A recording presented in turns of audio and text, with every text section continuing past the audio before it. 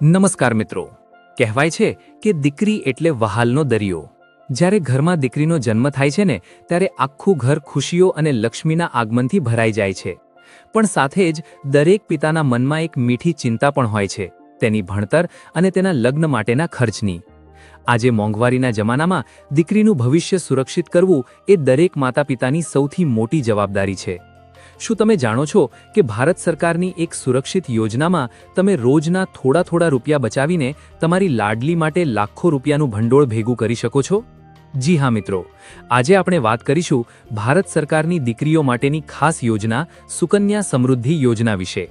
જો તમારા ઘરમાં પણ નાની દીકરી હોય તો આજનો આ વિડિયો તમારા માટે ખૂબ જ ઉપયોગી સાબિત થઈ શકે છે. આજના વિડિયોમાં આપણે જોઈશું કે આ સુકન્યા સમૃદ્ધિ યોજના શું છે, આ યોજનામાં કોણ ખાતું ખોલાવી શકે, આ યોજનામાં કેટલા પૈસા રોકાણ કરવા પડે, આ યોજના માટે ક્યાં ખાતું ખોલાવવું પડે, કેટલા વર્ષ સુધી પૈસા ભરવા પડે અને કેટલા વર્ષે પૈસા પરત મળે, અને કેટલા પૈસા દર મહિને ભરીએ તો કેટલા પૈસા પાકતી મુદ્દતે મળે. તો ખાસ છેલ્લે સુધી આ વિડિયો જોવા વિનંતી. તો ચાલો પહેલા જોઈએ કે આ યોજના શું છે. તો મિત્રો, સુકન્યા સમૃદ્ધિ યોજના એ ભારત સરકારની એક સુરક્ષિત બચત યોજના છે. આ યોજના ખાસ કરીને દીકરીઓના ઉજ્જવળ ભવિષ્ય માટે બનાવવામાં આવી છે, જેમાં સરકાર અન્ય તમામ સરકારી બચત યોજનાઓ કરતાં ઘણું સારું વ્યાજ આપે છે. હવે પ્રશ્ન એ થાય કે આ યોજનામાં કોણ ખાતું ખોલાવી શકે? તો જે દીકરીની ઉંમર 0 થી 10 વર્ષની વચ્ચે હોય તેના નામે આ યોજનામાં ખાતું ખોલાવી શકાય છે. દીકરી ભારતની નાગરિક હોવી જોઈએ અને એક દીકરીના નામે માત્ર એક જ ખાતું ખુલશે. તેમજ એક પરિવારમાં વધુમાં વધુ 2 દીકરીઓ માટે ખાતું ખોલાવી શકાય છે. પરંતુ જો જોડિયા દીકરી હોય તો 3 સુધી છૂટ મળે છે. તમે તમારી નજીકની પોસ્ટ ઓફિસ અથવા કોઈ પણ સરકારી કે પ્રાઇવેટ બેંકમાં જઈને આ ખાતું ખોલાવી શકો છો. વ્યાજ દર બધે સરખો જ મળે છે અને તમે જરૂર પડે તો એક જગ્યાએથી બીજી જગ્યાએ ખાતું ટ્રાન્સફર પણ કરાવી શકો છો. મિત્રો, હવે વાત કરીએ રોકાણની. આ યોજનામાં તમારે ખાતું ખોલાવ્યાથી 15 વર્ષ સુધી પૈસા જમા કરવાના રહેશે. 21 વર્ષ પૂરા થવા પર તમને વ્યાજ સાથે પૂરા પૈસા મળશે. એટલે કે છેલ્લે 6 વર્ષ તમારે પૈસા નથી ભરવાના, છતાં વ્યાજ ચાલુ રહેશે.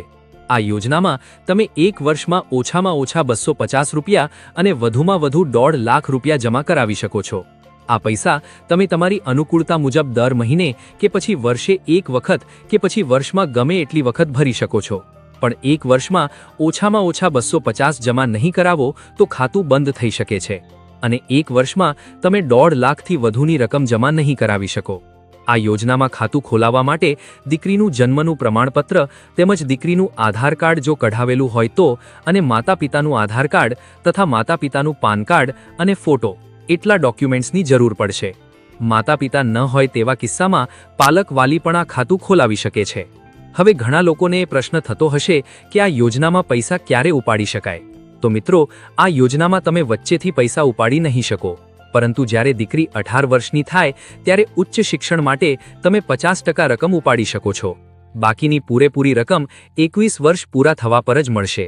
હવે જોઈએ સૌથી અગત્યનો મુદ્દો કે આ યોજનામાં કેટલું રિટર્ન મળે.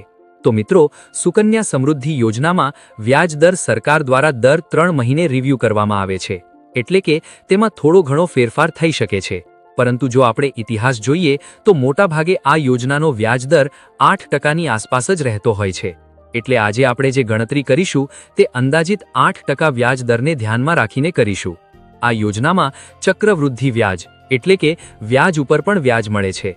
તેમજ આ યોજનામાં તમે દર મહિને કે પછી ગમે ત્યારે પૈસા જમા કરાવી શકો છો. પરંતુ આપણે અહીં સરળતાથી સમજવા માટે દર મહિને 500 કે 1000 જમા કરાવવાથી કેટલા પૈસા મળશે તે જોઈશું. જો તમે તમારી લાડલી દીકરીના આ યોજનાના ખાતામાં દર મહિને 500 રૂપિયા જમા કરાવશો તો 15 વર્ષમાં કુલ 90,000ની રકમ જમા થશે અને તમને લગભગ 1,64,000 જેટલી રકમનું વ્યાજ મળશે. એટલે કે 21 વર્ષે કુલ 2,54,000 રૂપિયાનું ભંડોળ તમને મળશે. જો તમે તમારી લાડલી દીકરીના ખાતામાં દર મહિને 1000 રૂપિયા જમા કરાવશો તો 15 વર્ષમાં કુલ 1,80,000ની રકમ જમા થશે અને તમને લગભગ 3,29,000 જેટલી રકમનું વ્યાજ મળશે.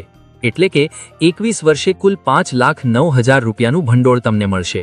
એવી રીતે જો તમે તમારી લાડલી દીકરીના ખાતામાં દર મહિને 2,000 રૂપિયા જમા કરાવશો તો 15 વર્ષમાં કુલ 3,60,000ની રકમ જમા થશે અને તમને લગભગ 6,58,000 જેટલી રકમનું તો વ્યાજ મળશે. આમ 21 વર્ષે કુલ 10,18,000 રૂપિયાનું મોટું ફંડ ભેગું થઈ જશે.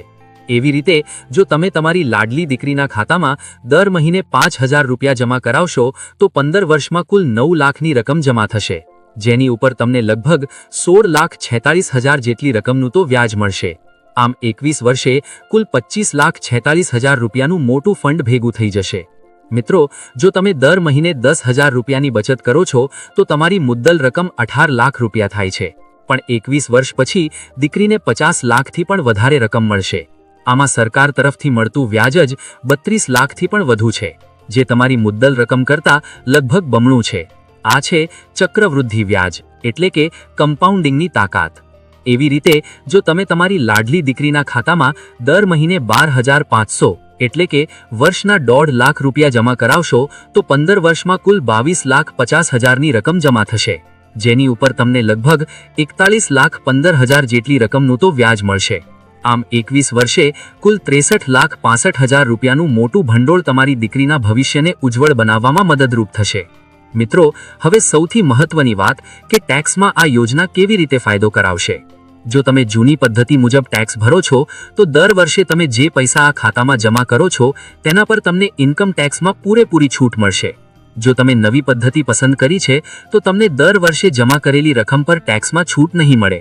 ભલે તમે જૂની પદ્ધતિમાં હો કે નવીમાં, પણ 21 વર્ષ પછી જ્યારે તમને લાખો રૂપિયાની મેચ્યોરિટી મળશે તે 100% ટેક્સ ફ્રી હશે. એટલે કે છેલ્લે મળતી પૂરેપૂરી રકમ પર સરકાર એક પણ રૂપિયો ટેક્સ કાપશે નહીં.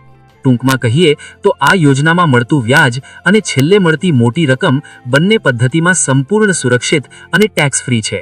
મિત્રો, પૈસા ગમે તેટલા હોય પણ દીકરીના ભવિષ્ય માટે નાની શરૂઆત કરવી એ જ સૌથી મોટી વાત છે.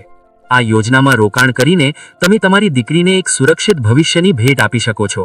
જો તમને આ માહિતી ઉપયોગી લાગી હોય તો વિડીયોને લાઇક કરજો અને બીજા માતા પિતા સાથે પણ શેર કરજો. કોમેન્ટમાં અમને જરૂર જણાવજો કે તમારા ઘરે કેટલી ઉંમરની દીકરી છે.